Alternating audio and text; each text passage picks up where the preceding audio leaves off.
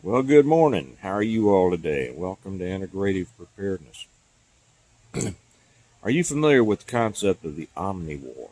Well, that's what I want to talk about here for a second.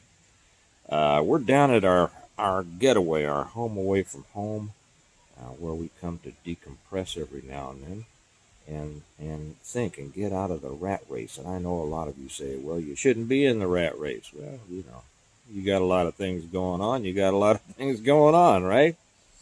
But when we come down here, I just kind of relax and drink coffee and take walks in the woods with the family, and maybe we'll go ride some horses here and just kind of reflect.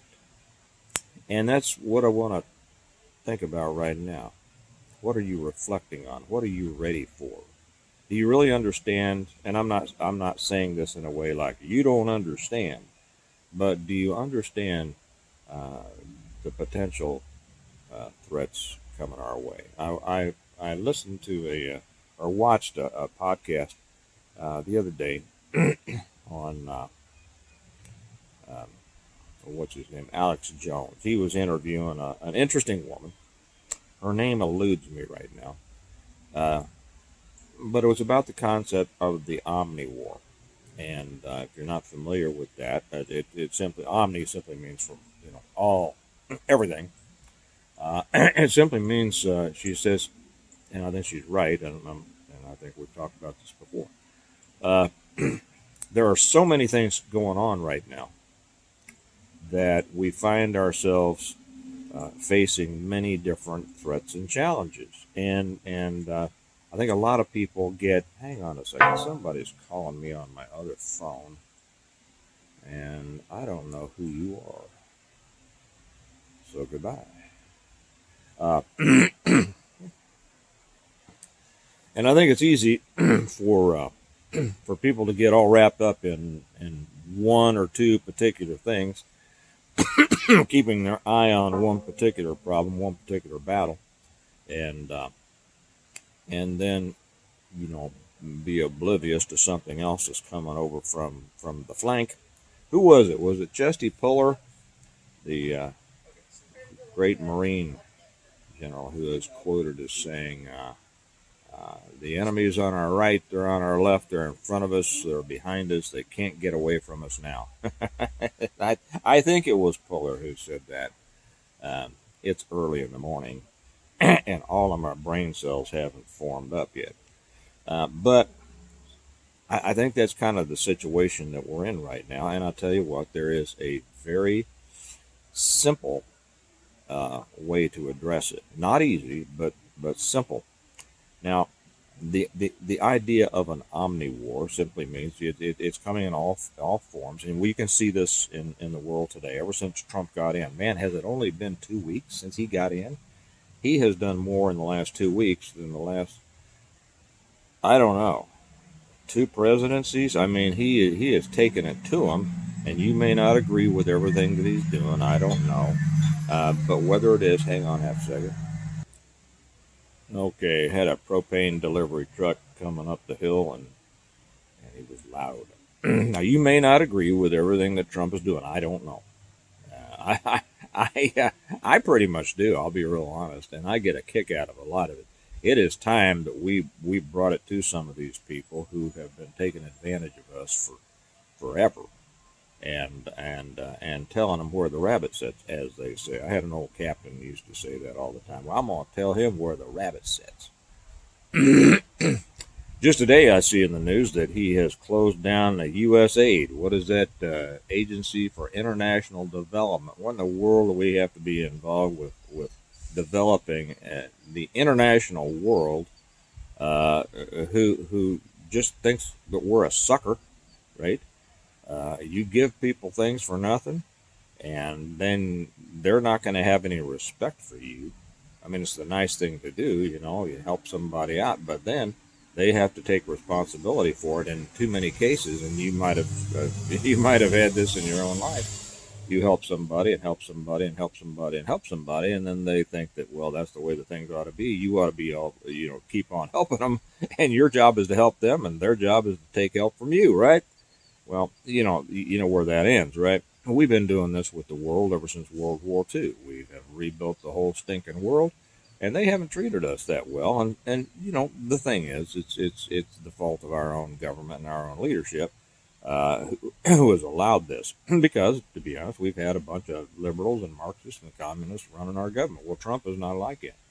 And so he is shutting things down. And if you've seen what he's doing with the FBI, and you see what he's doing with Greenland, you see what he's doing with um, the Panama Canal, and it looks to me like Rubio is doing a pretty good job representing him on this.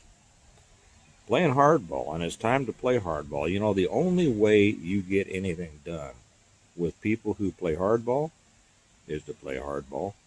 You can't be nice with them.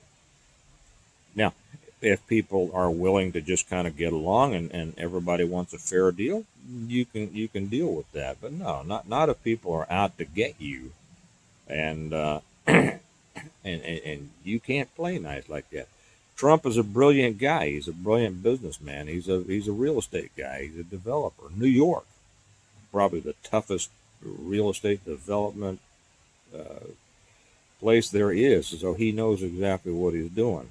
His first term when he was calling the Korean guy Rocket Man and everything like this, and everybody was sure he was going to get us in a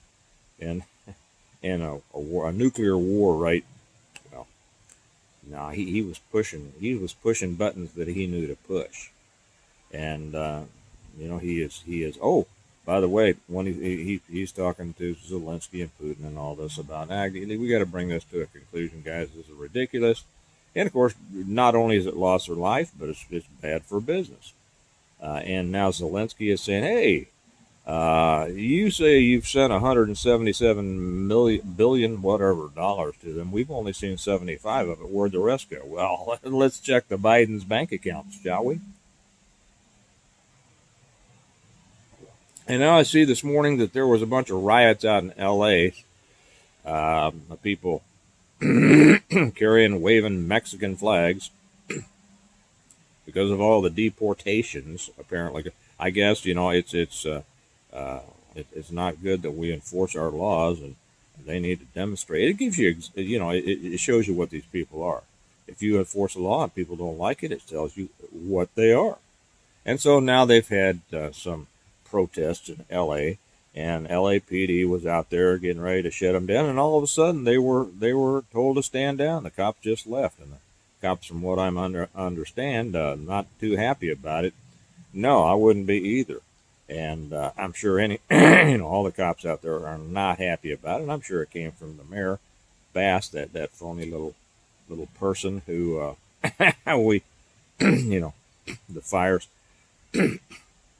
Anyway, if you look at everything that's coming down the road, whether it's the airline crashes, yeah, do I think that those are accidental? No, not really. Have you seen what's coming out about this third person that they wouldn't release uh, their identity for 3 days? Well, I won't say on here, but do some research if you haven't and find out about that person. Um, and when it first happened, I told Kelly, and it seemed like just a terrible accident. The chopper flies into the uh, airliner, and I said that just doesn't sound right to me. There are too many variables, too many things that had to be done exactly the right way, or too many things that had to be done exactly the wrong way for that to happen. And some people will say, "Oh, but these accidents happen all the time, blah, blah, blah." Now, in this particular situation, I am very suspicious. I told Kelly when that first happened, that's my wife, for all you new people who are joining, it's good to have you. I said, I want to know about that pilot of the helicopter. And she said, "Well, you think they did it on purpose?" I said, "Well, I think there's a good chance, and I think that there's an equal chance. Whether it's incompetence or purposeful, I don't know. I'd give an even bet on that. betting black or red, right? Uh, even chance. And if it was incompetence, it could very well be what Trump has said. We got a lot of DEI hires. If you look back at what's going on, that chopper was supposed to have a crew of 4 and had a crew of 3. Why is that? Why was this person in? Like I say, look into her background. Um, why were there apparently they were 11 short? Was that right? 11 short in the air traffic control at at the time. Why was that? Um, why did the fires happen in LA? Why? We got a lot of whys, and I think that Trump it doesn't matter to me whether you like him or not. I like him. Uh, Trump is is taking it to him, and he is pushing hard. And here's the thing: they're going to push back, or they're going to try to. You notice how Trudeau up there in Canada is trying to act tough. Well, we're going to put tariffs on you, all right. Well, that's good. We don't need your lumber. We need to open up our lumber up in the Northwest. Okay. Well, we're going to put a tariff on uh, petroleum, on oil. Okay. Well, that's all right. We can open up our own. You see, we can be totally self-sufficient for the most part. I mean, there's a couple of things we can't, but there's not much that the United States cannot produce itself and produce very well and do better economically for us Americans. Now, how do you come at this? Um, in an Omni War, we can win it, and we will. We will win it with and that is we're gonna have some protests. We might even have some military action between the cartel and us, right? Whether it's law enforcement or military, we'll win. I mean, we will win as far as securing our borders. We're not gonna win. I would not guarantee a win if we go into Mexico. And I've said that I've talked about this before. No, I do not think that Delta or SEAL Team 6 would do well going into Mexico. Oh yeah, they're great guys. They're very competent, but they're going to be for a long extended period of time in the corruption of Mexico and the corruption that's still present in our own government. No, they're going to be in a losing battle, just like in Vietnam, just like in Afghanistan, just like in Iraq. Okay, and we're not going to win that. What we can win is securing our own borders and building up our own country. So this could result in it's going to result in a lot of conflict. It's going to result in economic conflict. It's going to result in some probably military-like or police conflict. It's who knows what. It might drive up prices on some things. Whatever. I'm going to tell you that the most important thing for you to do. You see, we can win the war, but we're going to lose some battles along the way, and that's you just have to accept that.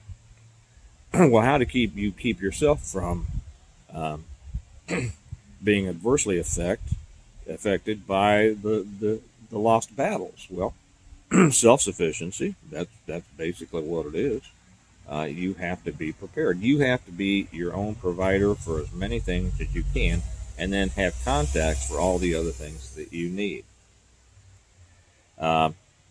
Many people I am hearing saying, well, you have to be more frugal, you have to back it down, you kind of have to batten down the hatches, all this.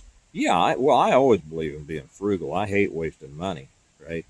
I mean, why? That's like trying to, if you're wasting money, you're paddling a canoe down the creek with a hole in the bottom. You got to patch the hole first, so that the canoe's acting like it should. You got to patch the holes in your finances in order to give yourself strength. But there's something else, and that is that success is not just a defensive game. It's not a holding game. When the whole world around you is involved in an economic upheaval, which actually I hope that we are. I know that that's probably odd to say, and you say, well, Steve, how can you? No, we got to get it straightened out because there's no reason for our country to be 30 whatever trillion dollars in debt to other countries or whatever it is. There's no reason at all. We're the richest country in the world. We give money to everybody else in the world. Now I know, you might say, well, these are credits, blah blah blah. Let's not get into that. There's no reason for us to have a deficit of any kind, and we're giving money all over the world. And I understand all that the interweavings of international economics. But we really need to pull in our horns and take care of ourselves. First off, as a country, we need to take care of our country. Hopefully, Trump is going to do that, and he's got some people coming in that look like they're just as determined as he are. You know why? Because they're pissed off. He is getting people in these slots who have become who were victims of a corrupted government, and man, that's the way to fix it. Well, while I don't disagree with those who say be more frugal and develop as much as you can. We're about ready to. This year is going to be a much bigger gardening year for us. But I tell you what, it's going to be bigger than that, and it's going to be a bigger year for building business, our businesses. And that's what I want to tell you. You don't win a war defensively. You don't win a football game defensively. You might keep the other side from putting points on the board, but you got to make your own points. And I know I've ragged on Marty Schottenheimer, before, the old Kansas City Chiefs coach that everybody loved but could never win the big one. Oh yeah, don't you? And I love all these people. Were you getting ready for the Super Bowl this weekend? I know some people will come on. I don't watch the Super Bowl. Well, that's okay. I'm not really a football fan that much. I mean, I enjoy it. I enjoy watching it. Football's a great game, and I enjoy watching people do things well, right? But I'm a Kansas City guy, so the Chiefs are in. They're going for the three-peat, as they say, 3 times in a row. Never happened before. We'll see what happens. So we're looking forward to that. But the reason that the Chiefs win is not because of all these whiners saying, "Oh, they've paid off the refs and everything like that." It's because they put the points on the board. And they put more points than the other side. Okay, that's what it all comes down to: win, loss, more points, less points. So this is what my suggestion is to you. Okay, yeah, grow as much food as you can, be as independent as you can. But I'll tell you what, independence. Some people try independence by kind of running and hiding and not being a part of the world. There's another way, and that is you can buy independence by increasing your financial stability and your financial strength. That's what I suggest you do. If you want to really do well, and this is preparedness. This is preparedness, and this is the side of preparedness that too many people don't want to hear and don't want to talk about because it takes work, right? And it's not nearly as it's not as easy as going buy another bag of beans and putting it in a 5-gallon tote and saying, okay, 5 gallons more beans to eat when it all crashes. No, you want to be able to have an effect on the world around you, and you want to insulate yourself from the economic, troughs that are always coming. There's economics is up and down and up and down and up and down and up and down. And people who don't prepare themselves economically are the ones that, one day will be doing fine, and the next day they're going, oh, everything's terrible, blah, blah, blah. And then, but it never stops. And then everything's fine for a while, and then, oh, everything's terrible. Don't be that. Don't be that. Build your ability to make more money. The 3 M's of economics in preparedness. Make more money. Why should you make more money? The person who makes more money is not going to be affected at all by tariffs or by inflation or by the rise of prices. And too many people think, I've said this before, I've given little mini lectures on this before, I'm not going to do it now, but inflation is not higher prices. Inflation is what causes higher prices. Inflation is an increase in the money supply, which depresses the value of the currency. Okay? That results in higher prices. It's not stores trying to make more money off of you. Okay? It's not, oh, those evil corporations, they want to make a profit. That's what they're there for. That's what they're there for. Is the poor person is always complaining about corporations making a profit. Pardon me. Oh, see, Steve, God just made you cough because you said no. That's it. I'm just getting over something. No, that's whatever that person just said.